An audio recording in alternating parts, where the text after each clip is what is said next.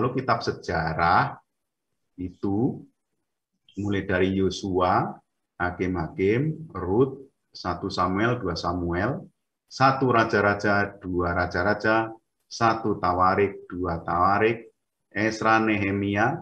Lalu kitab Tobit itu mestinya letaknya di urutan sesudah kitab Nehemia. Yudit juga diletakkan di sana setelah kitab Tobit. Baru menyusul kitab Ester.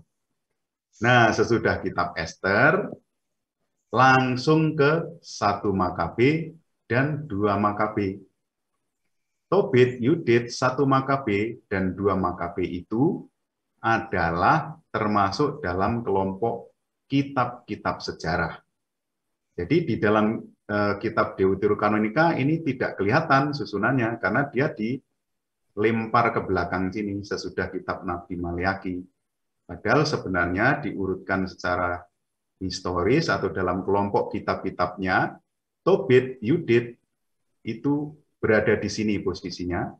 1 Makabe, 2 Makabe posisinya ada di sesudah kitab Ester, begitu. Lalu kebijaksanaan Salomo berada di sesudah Kidung Agung. Ini disebut kitab kebijaksanaan. Dan Yesus bin Sirah berada di sesudah kitab kebijaksanaan Salomo. Lalu kitab Baruk berada di sesudah kitab Ratapan dalam kelompok para nabi. Lalu di mana letak tambahan Ester dan tambahan Daniel? Letaknya ada di kitab Ester. Yang tambahan Ester dan kitab Daniel juga letaknya di tambahan Daniel ada di kitab Daniel ini. Sebenarnya begitu.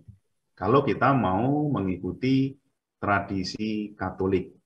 Nah, karena kita di Indonesia itu menggunakan terbitan dari LAI yang menerbitkan itu lembaga gereja-gereja Protestan, maka susunannya menjadi seperti di atas ini. Kalau kita menerbitkan sendiri, ya kita bisa menyusun secara tradisi Katolik. Nah, kalau kita bandingkan kira-kira seperti ini. Kita warisi dari tradisi Yahudi, kitab suci Ibrani ya. Mereka menyusun susunannya adalah Taurat, nabi-nabi, dan sejarah. Ini kitab, bukan sejarah, tulisan-tulisan. Sedangkan tradisi Katolik menyusunnya Taurat atau Pentateuk, lalu kitab sejarah, kitab kebijaksanaan, dan kitab nabi-nabi. Begitu juga tradisi Protestan menyusunnya Pentateuk, kitab sejarah, kitab puisi dan kebijaksanaan, dan kitab nabi-nabi. Sebenarnya sama susunan antara gereja Katolik dengan gereja Protestan, hanya bedanya adalah di dalam kitab sejarah ini, gereja Katolik sesudah kitab Nehemia ada kitab Tobit dan Yudit, sedangkan dalam tradisi Protestan kosong, nggak ada. Ini tidak diterima sebagai kanon. Sesudah kitab Ester, dalam tradisi Katolik ada 1 Makabe, 2 Makabe, dalam tradisi Protestan tidak ada. Ini tidak dianggap sebagai kanon. Lalu di dalam kitab-kitab puisi dan kebijaksanaan, di dalam tradisi Katolik ada kitab kebijaksanaan Salomo dan Yesus bin Sirah, sedangkan dalam tradisi Protestan, 2 kitab ini juga tidak diterima di dalam kanon mereka. Lalu di dalam kitab nabi-nabi sesudah Ratapan atau Lamentation, itu dalam tradisi Katolik ada kitab Baruk, sedangkan dalam tradisi Protestan tidak ada. Itu bedanya dalam kanon mereka. Nah, sekarang yang kita mau lihat adalah Deuterokanonika ini yang dalam tradisi Katolik ini. Susunannya dan pengelompokannya, mengapa dikelompokkan menjadi kitab Taurat, kitab sejarah, kitab kebijaksanaan atau puisi atau nyanyian, dan kitab nabi-nabi. Berdasarkan apa pengelompokan ini? Kitab-kitab ini ternyata dikelompokkan berdasarkan sastra dan isinya.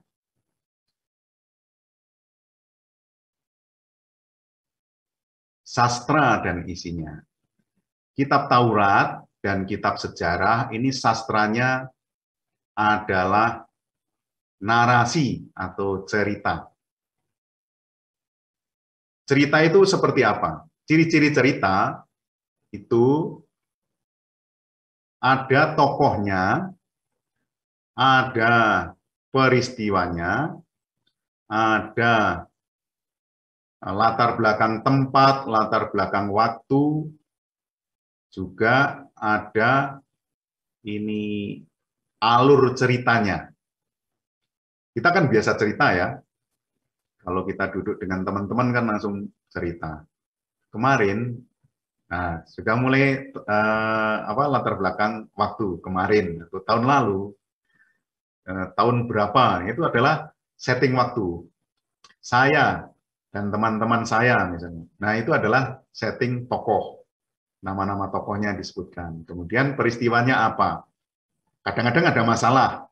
Lalu masalah itu menjadi menuju ke konflik-konflik yang berat, klimaks, dan kemudian konflik terselesaikan, anti klimaks. Itu adalah ciri-ciri dari cerita. Nah, kitab Taurat dan kitab sejarah ini didominasi oleh sastra cerita. Jadi dua kelompok ini, sastranya cerita, maka mereka menempati golongan ini. Lalu kitab kebijaksanaan dan kitab nabi-nabi ini didominasi oleh sastra puisi. Meskipun di dalamnya ada cerita sedikit-sedikit, atau bahkan semuanya cerita, tetapi didominasi oleh puisi.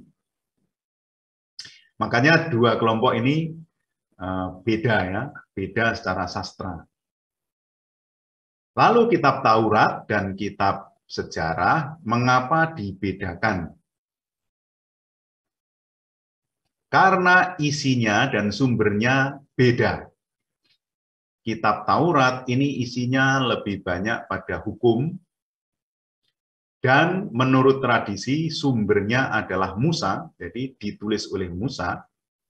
Sedangkan kitab sejarah ini isinya adalah sejarah bangsa Israel mulai menduduki tanah Kanaan yang dipimpin oleh Yosua sampai pada sejarah Israel zaman Yunani, zaman Makabe.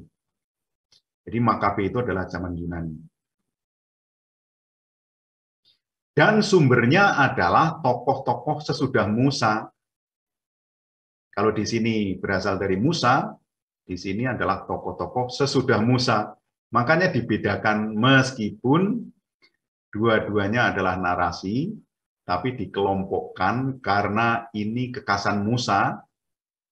Makanya seringkali disebut sebagai hukum Musa. Sedangkan ini adalah generasi sesudah Musa. Lalu, mengapa kitab kebijaksanaan dan kitab nabi-nabi dibedakan kelompoknya? Karena yang kitab kebijaksanaan ini isinya adalah mengenai kebijaksanaan manusia. Sedangkan kitab nabi-nabi ini isinya adalah sabda Tuhan. Maka nanti ciri-ciri kitab nabi itu kebanyakan ada ungkapan demikianlah sabda Tuhan. Dengarkanlah perintah Tuhan, dengarkanlah sabda Tuhan. Tuhan bersabda. Sehingga di sini kebanyakan sabda Tuhan, sabda Tuhan.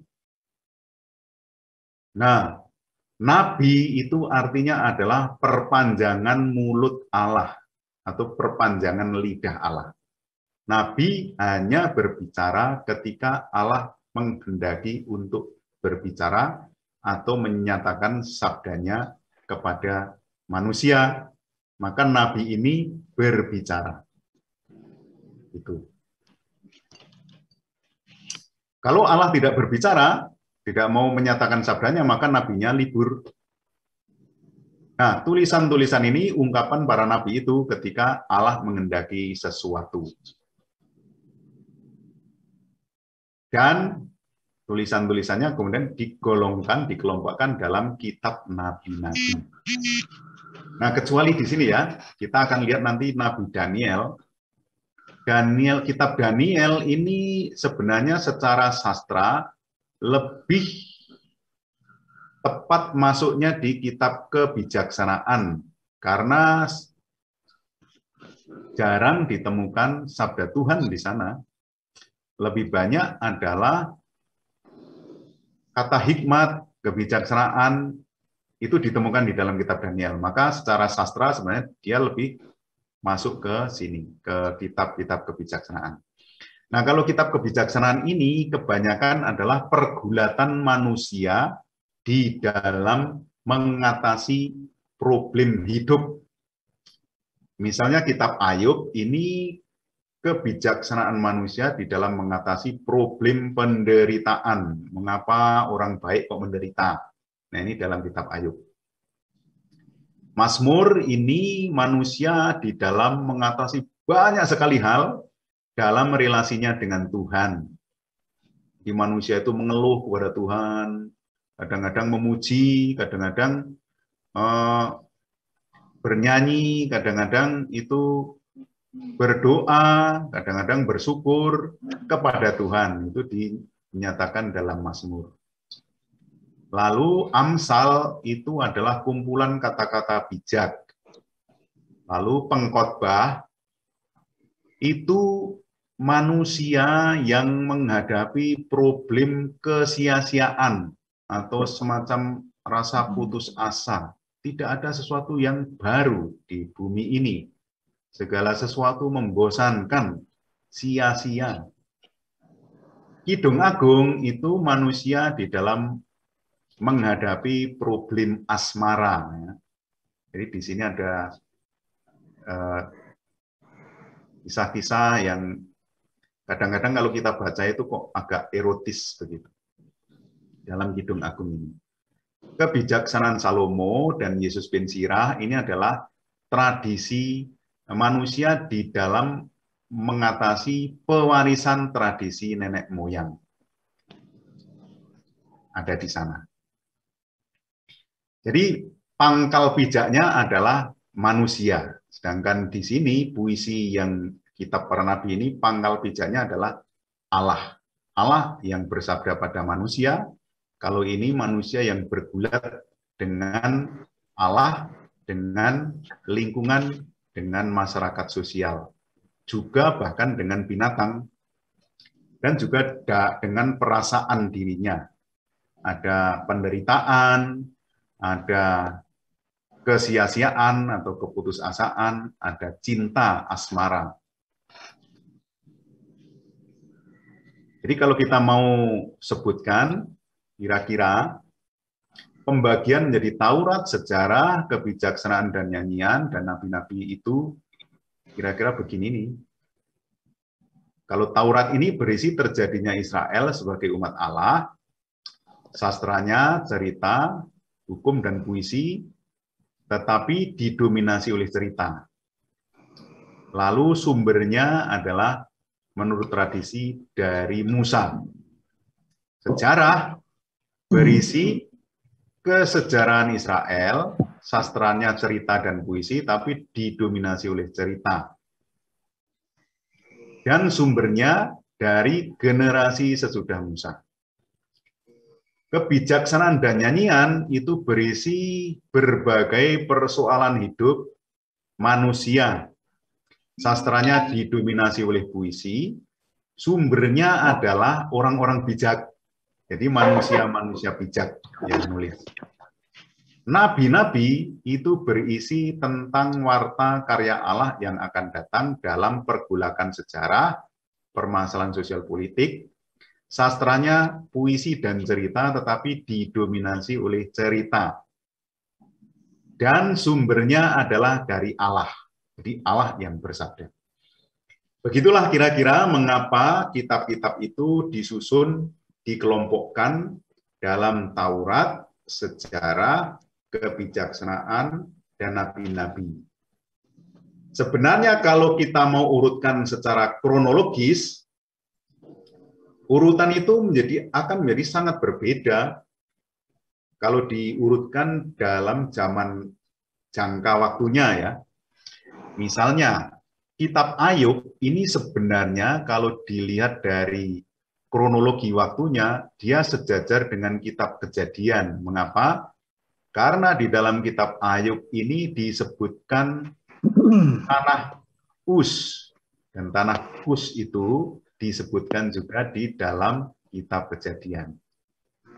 Kitab Mazmur ini sebenarnya zamannya sejaman dengan kitab Raja-Raja. Mengapa? Karena Mazmur ini sumbernya adalah ada yang dari Daud kebanyakan, dari Salomo, dan juga dari orang-orang bijak yang lain. Tapi juga ada yang sumbernya dari Musa, sehingga kitab Mazmur ini bisa masuk ke kitab Taurat sini, mulai dari kitab Keluaran sampai dengan kitab Raja-Raja. Tapi yang sebagian besar sebenarnya ada di kitab Raja-Raja sini.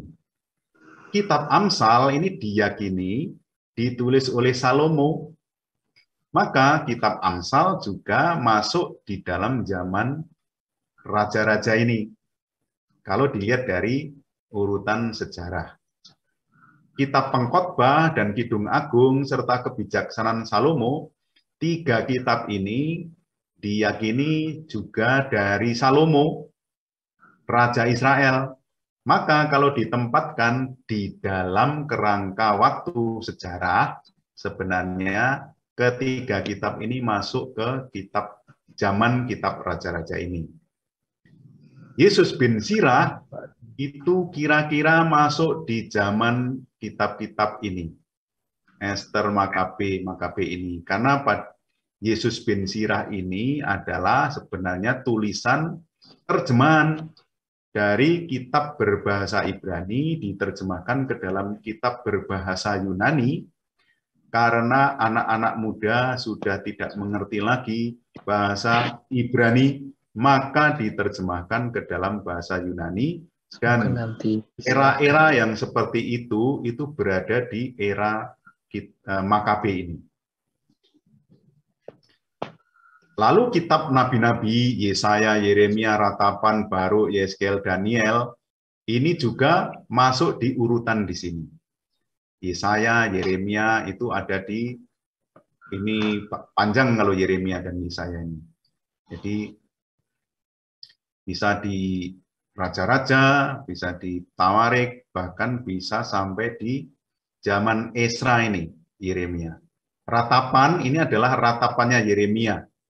Baruk itu adalah sekretarisnya Yeremia, sehingga satu zaman. Yeskiel, Daniel, kalau Daniel ini kira-kira berada di zaman-zaman sebelum Esra ya. Karena Daniel ini mengalami pembuangan. Dan pembuangan itu terjadi di era sebelum Esra Nehemia. Esra Nehemia itu adalah zaman sesudah pembuangan ke Babel. Lalu kitab Hosea, Yoel, Amos, Obadja, Yunus, Mika, Nahum, Habakuk, Sefanya, Hagai, Zakaria, Maleaki juga masuk di era-era raja-raja ini. Sampai dengan kitab Esra Nehemia ini. Kira-kira begitu. Kalau mau diletakkan dalam urutan sejarah. Lalu mengapa kitab Taurat ini urutannya Kejadian kok paling depan, lalu menyusul Keluaran, lalu Imamat, Bilangan, dan akhirnya Ulangan? Mengapa tidak dibalik? Karena memang sesuai dengan urutan kronologisnya dan juga urutan isinya. Kejadian jelas dia awal mulanya terjadinya segala sesuatu sampai pada bangsa Israel masuk ke Mesir. Keluaran itu bangsa Israel keluar dari Mesir. Imamat itu bangsa Israel yang mau menguduskan dirinya. Jadi berbagai macam cara untuk menguduskan dirinya itu apa saja yang ditulis, yang dimuat atau yang diatur itu ada di dalam kitab Imamat. Ada imamnya, ada pakaiannya bagaimana, ada korban-korban persembahan. Jadi mengatur kekudusan. Bilangan itu menghitung jumlah suku-suku, jadi semacam sensus gitulah. Suku-sukunya berapa, kekuatannya berapa, selama di dalam pengembaraan. Imamat ini pun juga dibuat atau konteksnya adalah selama di dalam pengembaraan itu, ketika mereka keluar dari Mesir, bilangan itu menghitung mereka selama dalam pengembaraan itu. Lalu kitab Ulangan itu mengulang kembali hukum Taurat yang diberikan oleh Tuhan kepada Musa untuk bangsa Israel yang mau masuk ke tanah Kanaan. Jadi kan selama di dalam pengembaraan itu lamanya itu 40 tahun. Bayangkan keluar dari Mesir sampai muter-muter di padang gurun itu 40 tahun. Kan kalau misalnya keluar dari Mesir itu baru lahir, sudah dewasa di dalam perjalanan. Dan mungkin mereka belum memahami betul isi Taurat atau isi hukum yang diberikan oleh Tuhan kepada Musa. Maka di sini dipersiapkan. Lagi pula setelah nanti mereka masuk ke tanah yang terjanji, tanah Kanaan, itu kan hidupnya sudah berbeda. Selama di dalam pengembaraan itu mereka nomaden, berpindah-pindah. Nah, ketika sudah masuk ke dalam tanah terjanji kan mereka menjadi bangsa yang lebih menetap, tidak berpindah-pindah lagi. Maka hukum-hukum yang dinyatakan itu diulang kembali untuk mereka. Itu kira-kira urutannya secara singkat kitab Taurat. Kalau kitab sejarah ini memang diurutkan berdasarkan kronologi mulai dari Yosua. Sesudah Musa, pemimpin bangsa Israel itu adalah Yosua. Yosua menjadi suksesornya Musa. Maka di sini langsung kitab Yosua. Sesudah Yosua, bangsa Israel itu dipimpin oleh para hakim.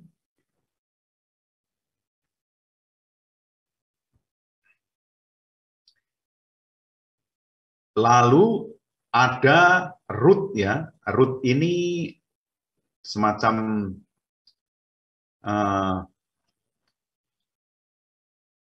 apa namanya? Wanita dari bangsa non-Israel, jadi orang Moab sebenarnya Rut ini, tapi karena dia taat kepada kehendak Tuhan, dia mengikuti setia pada mertuanya, yaitu Naomi. Kemudian dia menjadi penerus dari hakim-hakim ini menuju ke raja-raja nanti. Jadi dari Rut ini maka nanti lahirlah Obed, lalu Obed melahirkan siapa? Melahirkan Isai. Nah, Isai nanti melahirkan raja besar Israel di sini. Nah, sesudah Rut ini ada Samuel. Samuel ini adalah penerusnya Imam Eli. Nah, dari Samuel ini nanti muncul raja pertama yang diurapi oleh Samuel, namanya Saul. Saul ternyata tidak setia kepada Tuhan, digantikan Daud. Dalam kisah 2 Samuel dan Raja-Raja nanti kita temukan bagaimana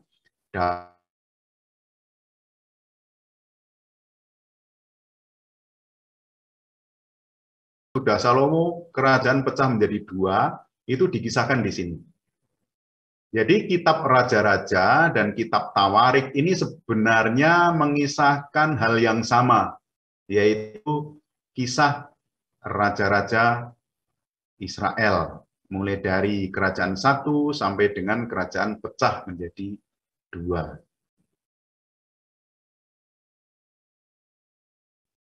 Lalu apakah kalian mendengar? Dengar, Romo. Dengar, Oke. Romo. Saya lanjut kalau begitu. Agak putus-putus. Agak putus-putus ya? Tadi Internet sebentar. Lancar kok, Romo. Lancar Ini terus. lagi lancar. Bukan Karena putus internet di lagi, tempat nggak saya ada kok suara. kayaknya. Tapi jelas kok. Oh ya, oke. Saya lancar, Romo. Udah. Oke, saya lanjut ya. Lanjut. Ya, Lancar, Romo. Ya. Lalu, jadi raja-raja dan Tawari itu sama ya. Cuman Tawari ini mengisahkan mulai dari kitab Kejadian. Dan cara pandangnya beda. Kalau raja-raja itu dari kerajaan Yehuda, kalau Tawari ini dari kerajaan Israel. Jadi Tawari itu dalam bahasa yang lebih ini adalah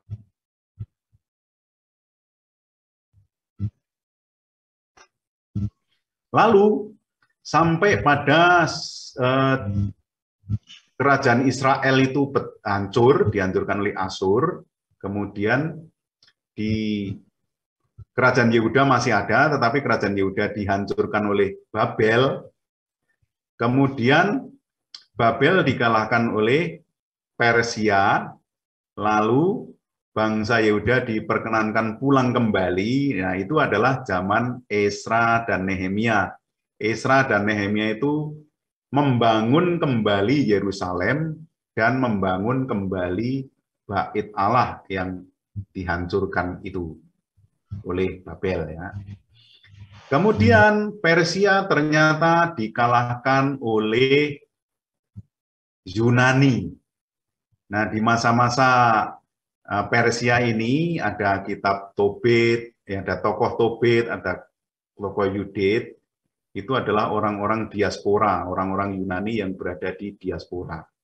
Lalu ada Esther, ini juga orang-orang Yahudi yang berada di diaspora ya, bukan orang-orang Yunani, yang menyebar kemana-mana karena Bait Allah kan dihancurkan, lalu mereka dibuang kemana-mana.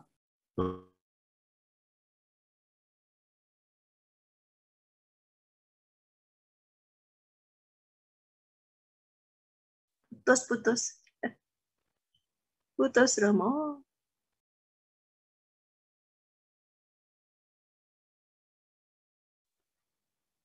Putus, Romo. Putus. Iya. Nah, terus ini adalah urutan ya. Lalu kitab Ayub sampai dengan Yesus bin Sirah ini pun juga diurutkan berdasarkan kronologi. Kalau Makabe ini zaman Yunani. Jadi ketika Persia dikalahkan oleh Yunani, oleh Alexander Agung, lalu mereka berada di dalam kekuasaan Yunani, mereka dijajah oleh Yunani, tetapi mereka kemudian memberontak terhadap penjajahan Yunani itu dan berhasil dipimpin oleh Matatias, Imam Matatias, yang dikenal dengan Yudas Makabe atau Martil itu. Dan untuk sementara mereka merdeka. Nah, perjuangan Matatias sampai dengan mengisi kemerdekaan itu dikisahkan di dalam kitab 1 Makabe dan 2 Makabe ini. Nah, sebenarnya sejarah Israel itu ada di sini ini. Mulai dari Yosua sampai ke Makabe ini selesai sudah. Nah, kitab-kitab di sini berada di kerangka sejarah ini.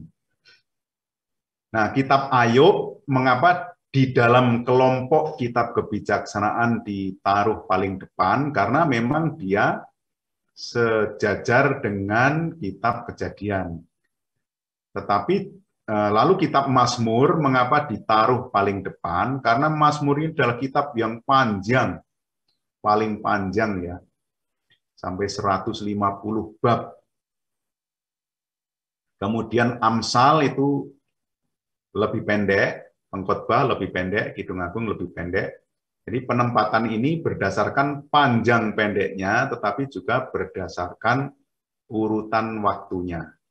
Yang kitab yang kira-kira kedudukannya itu lebih tua ditaruh di atas, atau zaman gambaran yang dituliskan di dalamnya itu lebih tua, maka ditaruh paling depan, dan yang lebih pendek ditaruh di belakang, dan yang lebih muda di belakang. Begitu kira-kira. Lalu gambaran yang lebih jelas adalah kitab nabi-nabi ini. Mengapa nabi-nabi besar ditaruh di depan? Karena kitabnya panjang dan nabi-nabi pengaruhnya juga besar. Lalu 12 nabi kecil ditaruh di sini karena kitabnya lebih pendek-pendek dan pengaruhnya itu tidak sebesar pengaruh nabi-nabi besar ini. Maksudnya itu sekup kenabiannya. Ada nabi yang menyerukan seruan sabda Tuhan itu hanya pada orang Edom. Nah, kalau Nabi Yesaya, Yeremia, Ratapan, Baruk, Yeskiel, Daniel ini adalah seruan untuk sekup yang luas bangsa Israel seluruhnya. Nah, Yesaya ini nabi yang tulisannya paling panjang. Yeremia juga panjang. Ratapan ini pendek, tetapi ditempatkan sesudah Yeremia karena ratapan ini adalah ratapannya Yeremia. Kitab Baruk ini juga pendek, tetapi ditempatkan di sesudah ratapan karena Baruk ini seera dengan Yeremia.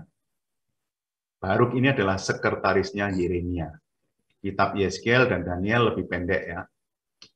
Kemudian Hosea, Yoel, Amos, Obadja, Yunus, dan seterusnya ditempatkan berdasarkan urutan waktunya.